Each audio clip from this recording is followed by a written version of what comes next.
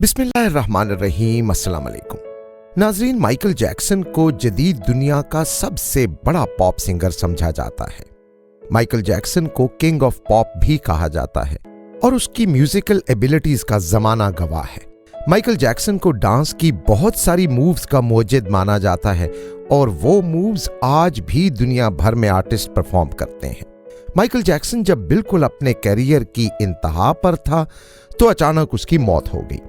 उसकी अचानक और हादसाती मौत का जिम्मेदार बाद में उसके डॉक्टर को ठहराया गया और उसे सिर्फ 4 साल की सजा सुनाई गई, जिसमें से 2 साल की सजा काटने के बाद उसकी 2 साल की सजा माफ कर दी गई। माइकल जैक्सन की मौत के मुतालिक कहा जाता है कि उसे खुफिया ताकतों ने मारा।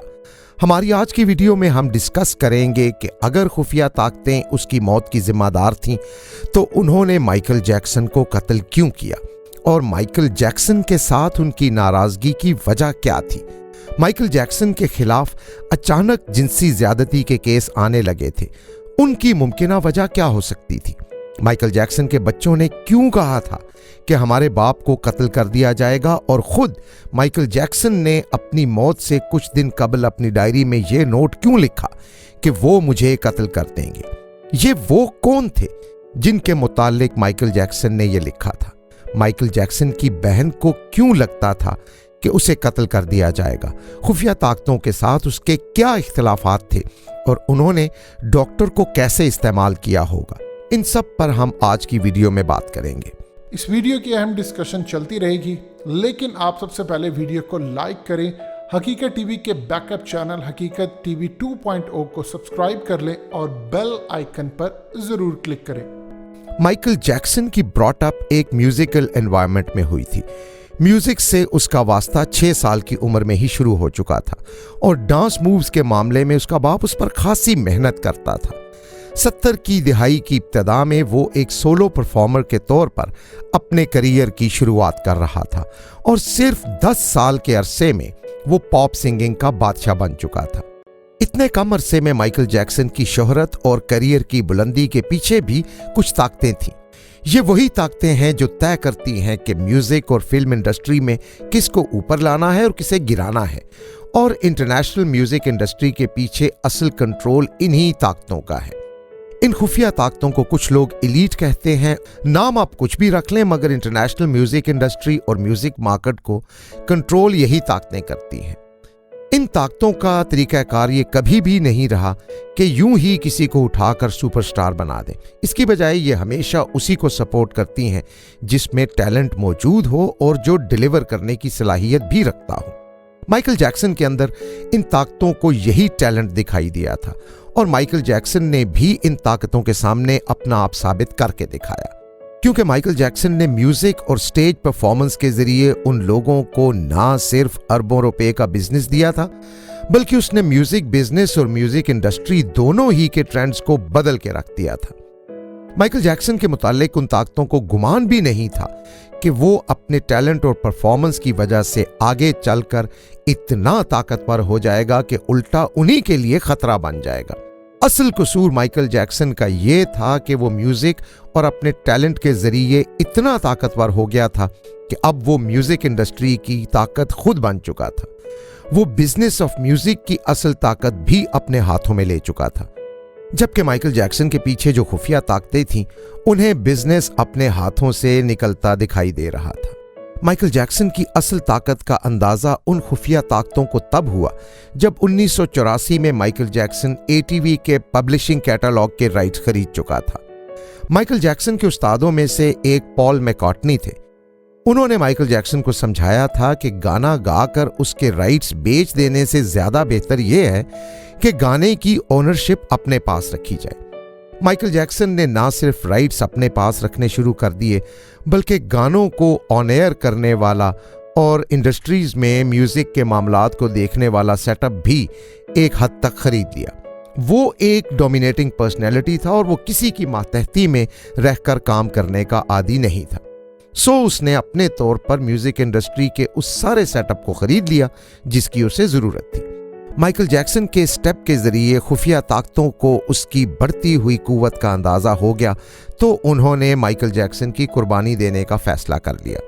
ऐसी खुफिया ताकतों का तरीकाकार हमेशा से यही रहा है कि जब उनके साथ कोई शामिल होने वाला बंदा उन्हें छोड़े तो उसे कुर्बान कर दिया जाता है। माइकल जैक्सन की भी कुर्बानी ही दी गई थी और इस कुर्बानी के कुछ सबूत भी वीडियो में हम आगे चलकर पेश करेंगे। सबसे ज्यादा दिलचस्प बात यह है कि खुफिया ताकतों में दी जाने वाली कुर्बानियां हमेशा 3 की तादाद में होती हैं और जिस दिन माइकल जैक्सन मरा ठीक उसी दिन और 2 अमवात भी हुई थीं। एक फेरा फॉकेट थी जो अमेरिकन मॉडल और एक्ट्रेस थी और दूसरे का नाम स्काई सैक्सन था और वो एक अमेरिकी म्यूजिशियन था।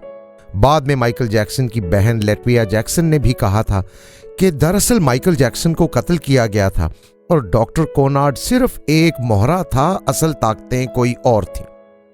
माइकल जैक्सन को सन 1980 में उसी वक्त खत्म किया जा सकता था जब वो कैटलॉग खरीद रहा था, लेकिन उस वक्त उन खुफिया ताकतों के लिए मसला ये था कि दुनिया भर में करोड़ों फॉलोअर माइकल जैक्सन के मौजूद थे और माइकल जैक्सन के कत्ल से एक बड़ा मसला पैदा हो जाता। इसके अलावा खुफिया ताकतें हर काम एक प्लान के मुताबिक करती हैं और कोई भी काम एक मुकर्ररा वक्त से पहले नहीं होता। माइकल जैक्सन ने म्यूजिक इंडस्ट्री का सिर्फ एक हिस्सा खरीदा था। यूं समझें कि उसने दरिया में से एक नहर अपनी मर्जी की निकाल ली थी। माइकल जैक्सन को बकिया तमाम अरसे इसलिए जिंदा रखा गया कि चाहे ये ज्यादा मुनाफा खुद ही ले रहा है मगर फिर भी म्यूजिक इंडस्ट्री को फायदा तो मिल रहा है। म्यूजिक इंडस्ट्री पे जिन शैतानी ताकतों का राज है उनके लिए यह भी काफी था कि माइकल जैक्सन की वजह से करोड़ों लोग दुनिया भर में म्यूजिक सुनते और देखते थे। सो उन्हें आहिस्ता आहिस्ता खत्म करने का शायद एक मंसूबा बनाया गया। इसलिए उसकी मौत से पहले उसके खिलाफ बच्चों से ज्यादती के जिनसी स्कैंडल भी सामने लाए गए। माइकल जैक्सन की शामत की इब्तिदा उस वक्त हुई जब उसने अपने सुपरहिट गाने ब्लैक और वाइट को रिलीज किया। उसके वीडियो सीन्स में उसने एक कार को जलाया था जिस पर सीक्रेट सोसाइटीज के काफी सारे कोड्स लिखे थे। उनमें से एक कोड था 666 और दूसरा कोड था KKK यानी कू क्लैक्स क्लैन। वैसे के अंग्रेजी अल्फाबेट का 11वां लफ्ज है जिसे 3 से ज़रब दें तो 33 बनता है। बड़ी ताकतों की अलामात में अक्सर 33 का जाविया ही इस्तेमाल किया जाता है। इसलिए माइकल जैक्सन ने जब गाने में एक ऐसी गाड़ी को जलाया जिस पर सीक्रेट सोसाइटीज की अलामात थी तो दरअसल वो सीक्रेट सोसाइटीज को पैगाम दे रहा था कि मैं अब तुमसे बगावत करता हूं और मजीद तुम्हारे कंट्रोल में नहीं रहूंगा। इसी गाने की वीडियो में माइकल जैक्सन ब्लैक पैंथर में तब्दील हो जाता है जो इस बात की अलामत हो सकता था कि मेरी डोमेन पर अब सिर्फ मेरा राज होगा। 1993 में उसने ये वीडियो बनाई और उसके फौरन बाद उसके खिलाफ स्कैंडल्स का सिलसिला शुरू हो गया। बड़ी ताकतों के लिए अब वो नाकाबिले बर्दाश्त हो गया था। उसे बच्चों के साथ जिनसी ज्यादती करने वाला कहा गया और वैसे तो वो हर स्कैंडल के बाद अदालत के जरिए इल्जामात से बरी हो जाता, लेकिन इस सारे चक्कर में उसकी शोहरत और दौलत को काफी नुकसान पहुंच जाता। वो अकेला था मगर जिनसे लड़ रहा था वो पूरी दुनिया की हुकूमतें कंट्रोल करने वाले थे, लिहाजा नुकसान तो उसी को होना था। 2005 में इसी तरह का एक स्कैंडल फिर उसके खिलाफ आया। उस दौरान उसके घर मैकग्रेगरी गया तो उसने कहा था कि मेरी मदद करो, वो मुझे मार देंगे। उस दिन उसका दोस्त उसे अस्पताल ले गया था जहां डॉक्टर्स ने कहा कि उसका जिस्म डिहाइड्रेट हो गया है। उसे मुसलसल 24 घंटों तक डोजें देकर बहाल किया गया। ये जून की बात है और 4 साल बाद जून के महीने में ही उसकी मौत हुई। दरअसल यूं उसे कुर्बानी के लिए तैयार किया जा रहा था। जिस दिन माइकल जैक्सन मरा उस दिन 2 और शख्सियात भी मरी थीं जिनका ताल्लुक म्यूजिक और फिल्म इंडस्ट्री से ही था। वो दिन 25 जून का था। जून छठा महीना है। छठे महीने में 3 अमवात, एक ही शोबे के लोग। अगर आप 3-6 को लिखते हैं तो 666 बनता है जो कि दजाल का निशान है और कई खुफिया दजाली तंजीमें इसी निशान को इस्तेमाल करती हैं और हेक्साग्राम पर भी यही 6 का निशान दिखाई देता है, मगर यहूदी उसे गलत तौर पर सितारा दाऊदी कहते हैं। माइकल जैक्सन को प्लान करके रास्ते से हटाने में खुफिया ताकतें कामयाब हो गई थी, मगर तब तक उसकी मौत का इंतजार किया जाता रहा जब तक वो खुद म्यूजिक इंडस्ट्री के जरिए अरबों डॉलर कमा लें। माइकल जैक्सन को खुद भी पता था कि जिनके खिलाफ वो लड़ रहा है वो एक दिन उसे कत्ल कर देंगे। इसीलिए उसने अपनी डायरी पर नोट किया था कि वो एक दिन मुझे मेरे कैटलॉग की वजह से मारने जा रहे हैं। ये वही कैटलॉग है जो उसने 80 की दहाई में खरीद कर खुफिया ताकतों के साथ ऐलान जंग किया था। उसकी बेटी पेरेस जैक्सन ने भी यही कहा कि मेरे बाप को कत्ल किया गया। जिस डॉक्टर की गलती उसकी मौत की वजह बनी, उस पर कत्ले खता का मुकदमा चला, यानी ऐसा कत्ल जिसमें कत्ल करने वाले का इरादा ना हो मगर उसकी गलती की वजह से दूसरे की जान चली जाए। वो ताकतें जो उसकी जान लेने के लिए प्लानिंग कर रही थीं, उन्होंने डॉक्टर को पूरी सफाई से बचा लिया। पूरी दुनिया के सामने एक ड्रामा हुआ, यानी मुकदमा हुआ, ज्यूरी बैठी, जिरा भी हुई, जज भी थे। बाद में यह फैसला सुना दिया गया कि माइकल जैक्सन की मौत कार्डियक अरेस्ट की वजह से हुई, और कार्डियक अरेस्ट इस वजह से हुआ कि डॉक्टर ने माइकल जैक्सन को प्रोपोफोल ड्रग और दिमागी सुकून की अद्वियात इकट्ठी खिला दी थी। लेकिन यह साबित होता है कि डॉक्टर का अपना इरादा नहीं था, इसलिए उसे कत्ल नहीं कहा जा सकता बल्कि कत्ले खता कहा जाएगा। 4 साल की सजा दी गई डॉक्टर को, और वो भी 2 साल की सजा काट कर वापस बाहर आ गया। यूं म्यूजिक इंडस्ट्री पर राज करने वाला एक ऐसा स्टार जो खुफिया ताकतों के रास्ते की बहुत बड़ी रुकावट था, वो उनकी राह से हट गया। माइकल जैक्सन की मौत की खबर ऐसी थी जिसने इंटरनेट को हिला कर रख दिया। दुनिया भर में गूगल पर माइकल जैक्सन का नाम इतनी मर्तबा लिखा गया कि गूगल का सॉफ्टवेयर यह समझने लगा कि शायद कोई मैलवेयर अटैक हुआ है, और यूजर्स को नताइज मिलना बंद हो गए।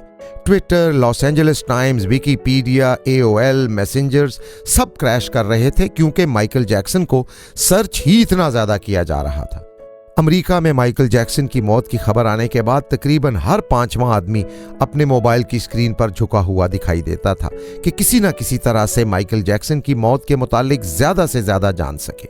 जो ताकतें उसके पीछे पड़ी थीं, उन्होंने मरने के बाद भी उसका पीछा नहीं छोड़ा, बल्कि माइकल जैक्सन की मौत के बाद पोस्टमार्टम में इस बात की तसल्ली की गई कि आया ये लाश माइकल जैक्सन की ही है या नहीं। शायद उन्हें खतरा था कि माइकल जैक्सन के रूप में कोई और ना रह रहा हो। मौत के बाद भी माइकल जैक्सन के कुछ स्कैंडल सामने लाए गए। इम्कान यही है कि इनके पीछे भी वही खुफिया ताकतें थीं।